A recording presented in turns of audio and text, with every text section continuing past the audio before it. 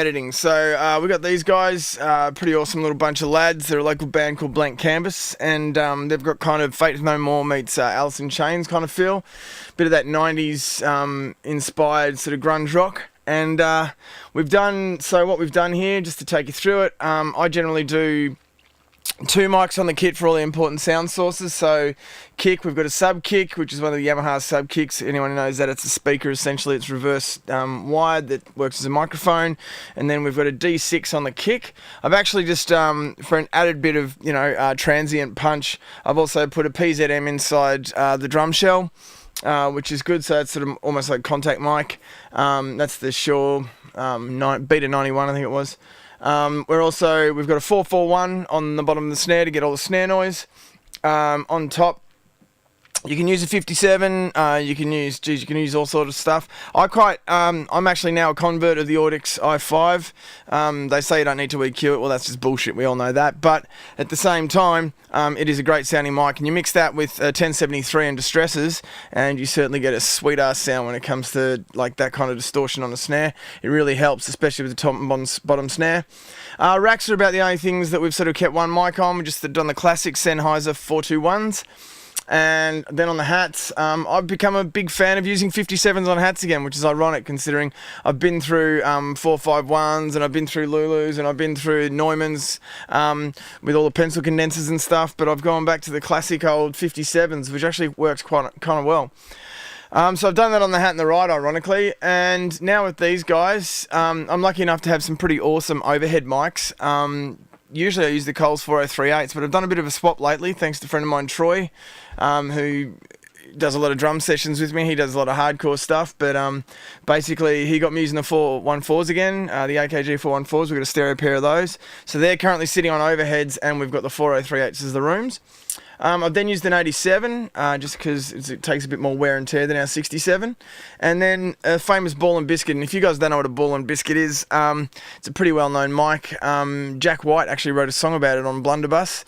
It's an old Coles mic. It's from the 1960s, and I think I actually saw on an episode of Crown the other day, she was speaking to a couple of them. They're an omnidirectional mic, and they look like a Ball and Biscuit. They're an old Bakelite mic, so they're a heavy little thing, and sort of have their own version of compression, basically, because of the way the mic reacts to the sound. So it almost compresses itself on the way in. It's great, as it's almost like my replacement for Listen mic or any of the talkback mic stuff that people do. So I can distort that out. If I distort that out and then go and chuck like a Sound Toys Devil Lock on it, you'll see that it adds that extra bit of edge, which I just love. And it's a great way to tweak your drum sound, So grab the Devil Lock and put some bit of crunch, bit of darkness, smash it away.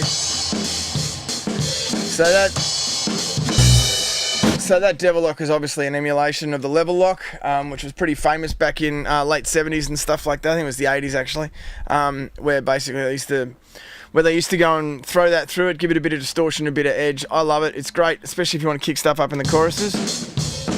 There you go. Listen to that lovely distortion. But anyway, we're not mixing this today. I'll come back and show you exactly what we do with mixing it. But today, I'm just going to take you through the basic form of drum editing.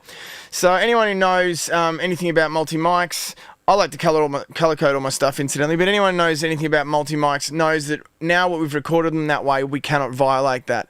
And it's one of the reasons why I don't use Elastic Audio in Avid, Pro Tools Elastic Audio, because of the fact that they say, yes, it's phase coherent and doesn't affect the phase, but anytime you're stretching tails, anytime you're stretching audio, you do affect the phase, and anyone who's worked with it will be able to tell you that essentially it happens to the cymbals at if you have any cymbal ring outs and stuff like that, you certainly know about it when using Elastic Audio.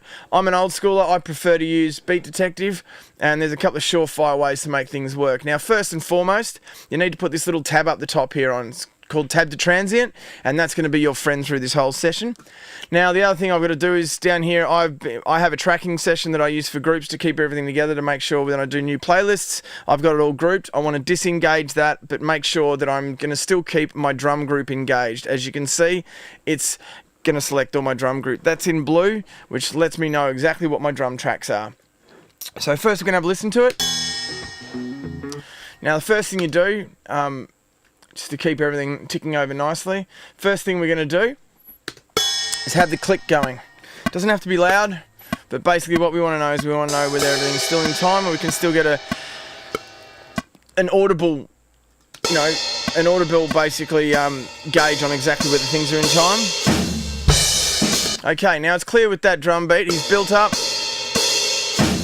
and it starts on the 1. So the first thing we're going to do is we're going to then hit slip mode, which you can generally find slip mode. You've got shuffle, slip, spot, and grid, which is F1, F2, F3, and F4 on your keyboard.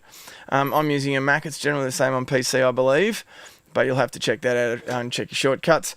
I'm going to put it into shuffle in slip mode, and basically I want to then go and tab to the transient to the first of the beat. So I then hit tab to transient. So I hit the tab button.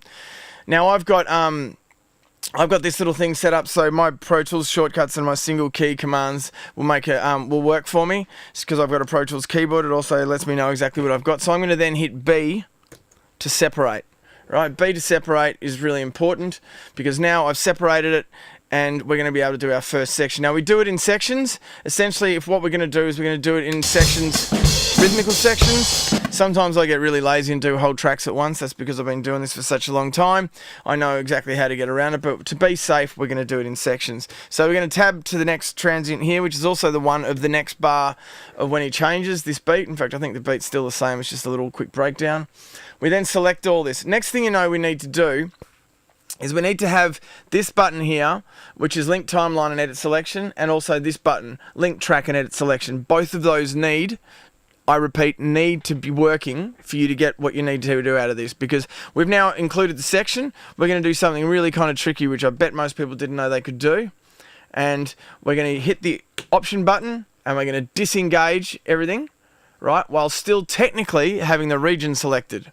Now what that's going to do is I then hit the command button, go back to the kick, go back to the top of the snare, and go back to the hi-hat. Now what that has done is that has reduced the amount of information that we're going to have to analyze, and it's going to reduce the ability to for Beat Detective to get smearing and to confuse it about its transients. So now we are only using one transient track for each of the kick, the snare, and the hats. That is really the only important information you want there. You don't want to include overheads. You don't want to include anything else like that. So you only want to have one track that we're gauging off, and the best way to do this is use the close mics and whatever the main mic is for that.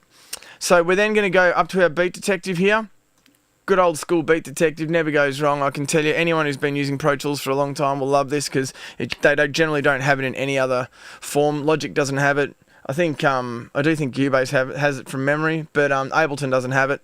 So we're going to hit capture selection. Now, this is really important. If you're going to hit capture selection, you will get the best results if you make sure this is a 1 and that is a 1. That's one of the reasons why I went to the trouble of doing this, because once again, the algorithm that it uses gets quite confused, and we just want to go whole bars to whole bars. You don't want to confuse the algorithm because it is just a computer. It's not looking at it. So the next thing you want to do, and this is one thing that's changed a bit over the years, I'm going to use 16ths here. Now these are quite relevant, and you'll see down the track if you ever start experimenting with those, the difference. But at the moment, if we go to 16ths, that's the highest information. We don't want to go overkill to 32, but 16ths means if they've played relatively in time, and this drummer's quite good and can play to a click, all you're going to do is you're going to drag it to the closest transient point, which then reminds me we then need to hit show trigger time. Now we're going to show you why we need that down the track.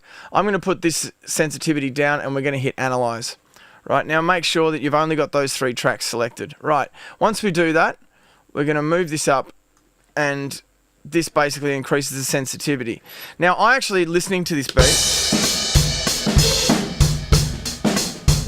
I really like the groove, and I've actually changed my perspective a lot these days when it comes to exactly how I do drum beats. In the old days when we worked with people like, some of the engineers from Sony and stuff like that, we do everything to sub beats and all the rest of it. We edit it with an inch of its life. Now, anyone who's done this for a while will be able to tell you that essentially what you're doing there is you are sacrificing feel for perfect timing. So there's a happy medium between that.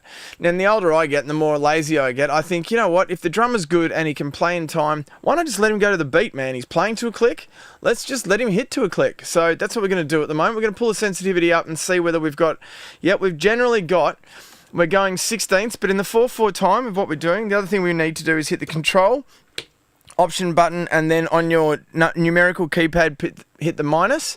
What that's going to do is that is now going to show us the resolution that we're looking at. So if you have a look up here, 15.1, 15.2, 15.3. Now that's really important because these transients are now labelled what they're going to drag that quantizing to, what they're going to drag that transient to. So 15.2, 15.3, 15.4 is really, really important because we know that, as you can see, that discrepancy there is going to be dragged to here.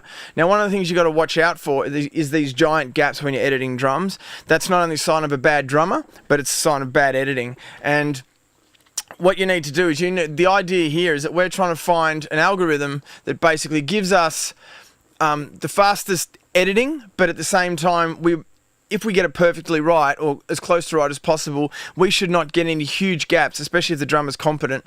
We should not get any huge gaps, and this should slide, into where it should be, and just a slight timing adjustment just to make it slightly perfect. So that's what hopefully is going to happen here. So if you have a look at this, one of the other consistent things is a drummer will usually play ahead of the click. Now that's a good thing, because essentially you don't want a drummer, most people who play to a click will never actually play on the click, but a click keeps them in time. And so if they're consistently ahead of time, that's fantastic. Or if they're consistently behind of time, that is also fantastic. The problem is when they're ahead for one part and they swing behind for another part, that's when you start getting problems. Now this guy's a pretty good drummer if you have a look. We've probably got about 1/64th, only a couple of milliseconds between where he should be and where he is. And that generally seems to be happening right across there. There is one that's sort of bang on the money, he's slowed down a bit. Most of them he's playing consistently ahead of the click. Now that's going to really stand in our favour. So we're only going to beats at the moment, but generally because we've let Beat Detective only get a little bit of information, it's now going by that and it's getting a pretty crisp, clean hit from those transients. And we can see, essentially telling us where it's going to drag on. Now, if it doesn't have a transient there, it's not going to do it. That's why you don't want the sensitivity up too high. You want to pull it back. Basically, when you put the sensitivity up, you want to pull it back to wherever you're going to get the best results. And essentially, you want to use the minimum amount of transients. That is generally the sweet spot. Too much sensitivity and too many transients is literally just going to confuse the issue. We're currently on beats, so it's going to be quite good. This is going to be a really organic drum take. So then I'm going to do the next thing. While we've got these selected, I'm going to then hit the shift key. I am then going to, with my mouse, I'm then going to click this region and select all of them. Now once that happens, they're all going to be slaved to those transients that we've done. We then hit separate, and now the moment of truth, people. We click down here to conform, and we hit conform. And we generally find, if we've done this right and he's stayed pretty well in time, there's very little gaps. The fact that you can see very few gaps is it's a very good thing. It means we hopefully don't have much. I'm a big believer that before you smooth out your drum edits, you should be able to hear them almost perfectly with very little clicks and pops. That means that you've got a good take without any giant gaps. You shouldn't be filling gaps, you should be smoothing stuff over. So we're going to have a listen to this now.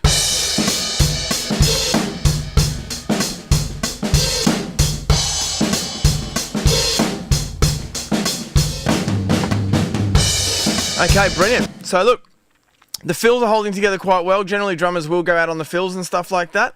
His fills are holding together quite well. In fact, if you have a look, his snare, his rack tom hit is sitting right over that transient. Now, we could add one there, but I'm just going to leave that for the moment. Keep the fill as natural as possible. They are pretty damn close to the line. I've got a lot lazier in my old age. I used to be very, very finicky about such things.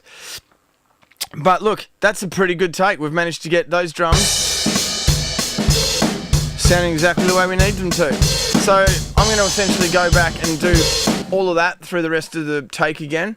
Try and do it in sections that essentially aren't too confusing for this algorithm. So I'm, generally because you guys are watching me, I'm going to play it safe. Usually I'm a bit of a cowboy. But basically right there, oh, missed the transient. So make sure you zoom into your transients and don't get too lazy like I just did then. Once again, we can capture selection while it's all selected. We then hit the option key, only go kick, snare and hats. Let's analyze this. Generally, once we've done one analysis, I go by that. I don't change the sensitivity again for the rest of the drum edits. It's generally what I'm looking for. As I said, this is a pretty loose take. These boys are good, and also like the way the whole mantra of what we're trying to do here is that we're trying to get them playing well.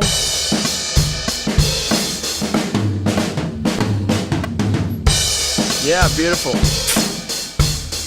And as you can hear, there's not any giant gaps or clicks and pops that are throwing things out. You'll know it. You guys will know when you start doing your own drum editing exactly how that's going to sound. So there you go. I'm going to keep on going and doing this. Essentially, when you get to the end of that, you do get all your drum stuff and all your drum takes. You select them all your edits, and I generally group them first and find out whether they're right and sit them for a while, but then you get down to the last stage and you hit smooth. Now smooth, you make sure you do fill and crossfade. General default length is 3 milliseconds, and what that's going to do is it's going to pull these parts of the regions forward just to fill in any gaps, and then put fades on the starts and ends of regions. But I wouldn't do that till the very last minute because it's a bit of a pain in the ass to reverse, especially if you move on. You can always Control Z it, but if you move on past that, it can be a bit of a pain in the ass. So thanks for listening and watching, and stay tuned.